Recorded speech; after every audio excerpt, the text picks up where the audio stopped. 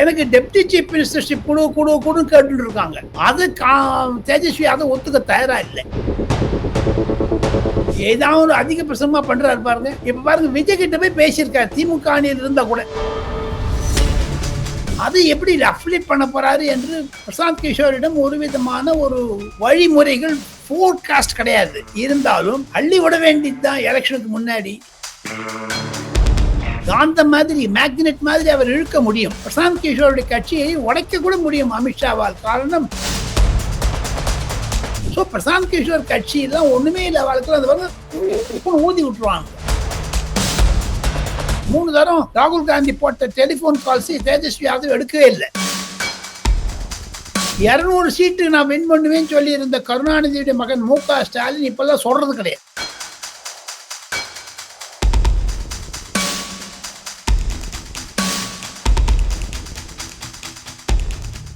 பிரசாந்த் கிஷோர் அவருடைய கட்சி நடவடிக்கை எடுத்துட்டோம்னா, அவர் வந்து ப்ரொஹிபிஷனை லிஃப்ட் பண்ண போறேன் அப்படின்னு வந்து ஒரு ஒரு ஒரு 10 நாளைக்கு முன்னாடி வந்து ஒரு செய்தியை தூக்கி போட்டார். அவங்க வந்து எலெக்ட் ஆனாங்கன்னா ப்ரொஹிபிஷனை லிஃப்ட் பண்ணுவேன் அப்படின்னு. அதோட பாதிப்பு என்ன சார்?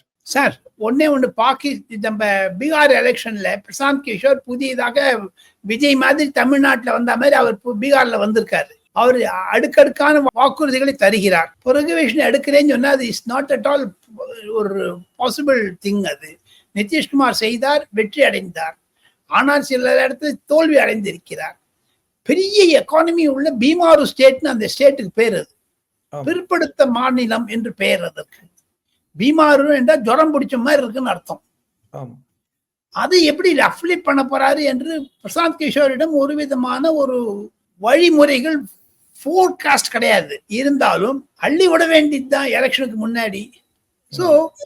அந்த மாதிரி பிரசாந்த் கிஷோர் பேசியிருக்கிறார் என்று தான் என்னுடைய கருத்து. நான் தவறாக இருக்கலாம். ஆனாலும் பிரசாந்த் கிஷோர் ஓட்டை கட்டுவர் பண்ணுவாரே தவிர அவர் ஓட்டு சேகரிப்பாரா என்று சந்தேகம் எனக்கு இருக்கிறது. காரணம், முதல்ல ஜெயிச்சவங்க வந்து என்.டி. ராமாராவ், எம்ஜிஆர் மாதிரி யாருமே ஜெயிச்சது இல்லை. சிவகுமார், பிரசாந்த் கிஷோர் கூட அப்படி ஜெயிப்பாரா தெரியாது. விஜய் கூட ஜெயிப்பாரா, இஸ் அன்டெஸ்டட் பர்சன் இல்லையா இது இருக்கணும். ஆமா, அதே மாதிரி பிரசாந்த் கிஷோர் கூட என்பதுதான் என்னுடைய கருத்து. சிவகுமார், அதே சமயம் இன்னைக்கு வந்து அவங்க கேண்டிடேட்ஸ் எல்லாம் சில பேர் வந்து அவங்க தொகுதியில இருந்து நிக்காம வாபஸ் பண்ணிருக்காங்க. அதுக்கும் வந்து அவங்க பாஜக மேல பழிய போடுறாங்க. பழி போட்டுட்டு அமித்ஷாவோட வந்து போட்டோ எடுத்துட்டு இருக்கிறதுனால அது வந்து நிரூபணமாறுது அப்படின்னு சொல்லியிருக்காங்க. இது அடுத்த என்ன ஆகும் சார்? அந்த தொகுதியெல்லாம் இப்ப வந்து பாஜக ஒரு செல்வாக்கு அதிகரிக்குமா, இல்லாட்டி வேற கேண்டிடேட்டை போடுவாங்களா? என்ன நடக்கும்? இன்னும் ஒரே ஒரு நாள் தான் இருக்கு. Last day after tomorrow. ஆமா, அதுல சில கால்குலேட்டர் ரிஸ்க் இருக்கு. அது எந்த ஜாதிக்காரர், எந்த தொகுதி, அதையும் தவிர அதுக்கு இருக்கக்கூடிய ஒரு பின்னணி, இதெல்லாம் அந்த லோக்கல் பர்சன்ஸ் தான் அமித்ஷாக்கு பிரீஃப் பண்ணியிருப்பாங்க. எது இருந்தாலும் கண்டிப்பாக அமித்ஷா அவருடைய ஆளுமை என்பதை காந்த மாதிரி, மேக்னெட் மாதிரி அவர் இழுக்க முடியும். பிரசாந்த் கிஷோருடைய கட்சியை உடைக்க கூட முடியும் அமித்ஷாவால். காரணம், சிவசேனா என்ற பழைய கட்சியை, அதிமுக போன்ற கட்சிகள் எல்லாம் ஒரு கை பார்த்தவர் அமித்ஷா. ஆனானப்பட்ட காங்கிரஸையே 2013 இருந்து ஒன்னில்லாத பண்ணது அமித்ஷாவும் நரேந்திர மோடி சேர்ந்து. பிரசாந்த் கிஷோர் கட்சி எல்லாம் ஒண்ணுமே இல்லை. வாழ்க்கை அந்த ஊதி விட்டுருவாங்க. அந்த விஷயத்த பாத்தீங்கன்னா, இப்போ நான் கேட்கிறேன், பிரசாந்த் கிஷோருக்கு ஒரு ஆசையுடன் சேர்ந்தபோது நம்பிக்கைக்கும் அவருடைய தலைமைக்கும் ஏற்படுத ஒரு டிவோஷன் அண்ட் டெடிகேஷன் இருந்ததுன்னா சிவா, அவங்க வெளில வர மாட்டாங்க. பிரின்சிபலோடு இருப்பாங்க, சித்தாந்த ரீதியில் ஒன்றாக இருப்பார்கள். அது உண்மை. ஆனா அவங்க எல்லாம் பணத்துக்கு வீக்கா இருக்காங்கன்னு அவங்களே சொல்லுவாங்க. எங்க 10,000 रुपया दे दीजिए, 5 करोड़ रुपया दे दीजिएன்னு கேட்டாங்கன்னா கொடுத்துருவாங்க. அது வாங்கிட்டு அண்ணன் பக்கம் போடுவாங்க. அதே சமயத்துல இந்த மகா கட்பந்தன் கூட்டணியில சிவகுமார், அது தமிழ்நாட்டிலும் நடக்குது, கேரளாலையும் நடக்குது, மத்திய பெங்காலும் நடக்குது. இது ஒன்றும் புதுசு கிடையாது சார். ஆமா, அதே சமயம் இந்த மகா கட்பந்தன் கூட்டணியில அவங்களே ஒருத்தர் எதிர்த்து சில தொகுதியில நிக்கிறதாவும் தகவல் நமக்கு தெரியுது. அது வந்து எந்த விதத்துல அவங்களுக்கு பயன் அளிக்கும்? ஏன் இப்படி எல்லாம் செய்யறாங்க? அவருக்கு ராகுல் காந்தி மீது நம்பிக்கை இல்லை தேஜஸ்வி பிரதாப்க்கு. தேஜஸ்வி யாதவ் நினைக்கிறார் தன்னை முதலமைச்சராக ராகுல் காந்தி முன்மொழியவில்லை. அவங்க வந்து 70 இடம் கூட கண்டெஸ்ட் பண்ணல, 240 சீட்ல, நாட் ஈவன் 1/3. பட் அவ வந்து சீஃப் மினிஸ்டர் ப்ரொஜெக்ட் பண்ண மாட்டேன்னு சொன்னா கூட எனக்கு டெப்டி சீஃப் மினிஸ்டர்ஷிப் குடுன்னு கேட்டு இருக்காங்க. அது தேஜஸ்வி யாதவ் ஒத்துக்க தயாரா இல்லை. தேஜஸ்வி யாதவ் நினைக்கிறார் என்னுடைய ஒரு ஆளுமையின் கீழ் தான் நீங்க எல்லாம் ஒன்னாரீங்களே தவிர உங்களால் நான் இல்லை அப்படிங்கிற மாதிரி எஸ்டாப்ளிஷ் பண்ண பாக்குறாரு. தேஜஸ்வி யாதவ் என்பவர் தமிழகத்தில் எப்படி மு.க. ஸ்டாலினோ எடப்பாடி பழனிசாமி அது மாதிரி வலி உள்ள தலைவர் பீகாரில். ராகுல் காந்தி வந்து தமிழ்நாட்டில் கொஞ்சம் தன்னுடைய இதெல்லாம் கொஞ்சம் சாமர்த்தியத்தை காமிக்கிற மாதிரி நினைச்சுட்டு ஏதாவது ஒரு அதிகபட்சமா பண்றாரு பாருங்க. இப்ப பாருங்க, விஜய் கிட்ட போய் பேசியிருக்காரு திமுக அணியில் இருந்தா கூட. அது தப்பு. நீ ஒரு கட்சியில் விசுவாசமா இருக்கும் பொழுது முன்னூத்தனோட பேசினா என்ன அர்த்தம்? அது இவருடைய பர்மிஷனோட பேசுறேன்னு சொல்றாரு. அது மாதிரி இங்க இப்ப பாருங்க, ஜார்க்கண்டுங்கிற அரசாங்கத்துக்கு ஹேமந்த சோரன் என்பவர் லாலு யாதவ் ஒண்ணு தரமாட்டேன்னு வித்ட்ரா பண்ணிட்டு அங்க இருக்க மந்திரியும் டிராப் பண்ண ஆரம்பிச்சுட்டாரு. ஆக மொத்தம் பீகாரில் மகாகட்பந்தனில் ஒரு குழப்பம் வந்து விட்டது.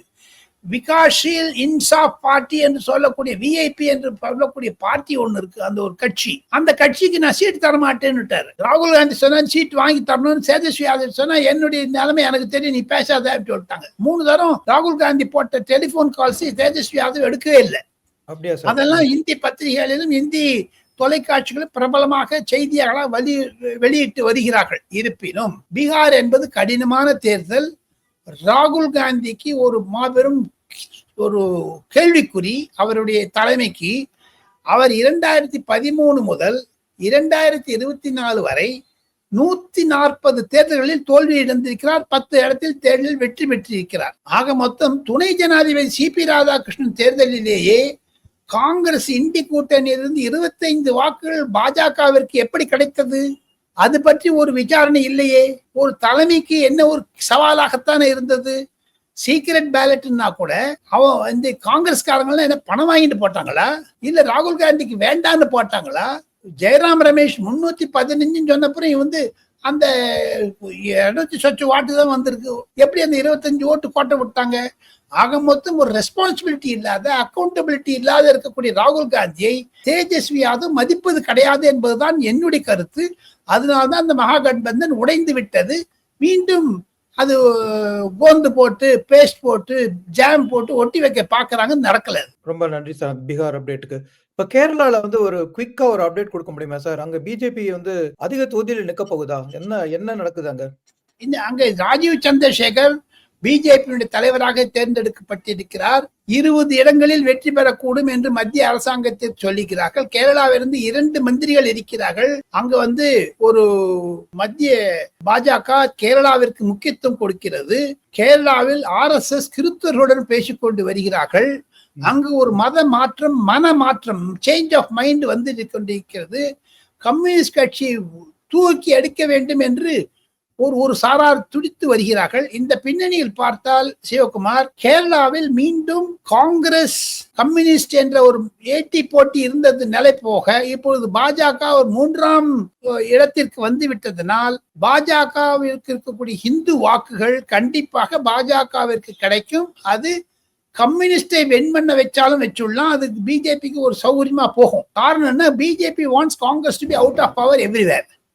சிபிஎம் வந்தா கூட பரவாயில்லன்னு விட்டுருவாங்க. ஆனா சிபிஎம் கூட சபரிமலை விஷயத்துல they are more close to Hindu ideology. Communist கட்சி இப்ப என்ன சீக்கிரமா வந்து பாத்தீங்கன்னா இட் கம்ஸ் லைக் ஹிந்துத்துவ கட்சி மாதிரி வந்துட்டு இருக்குது.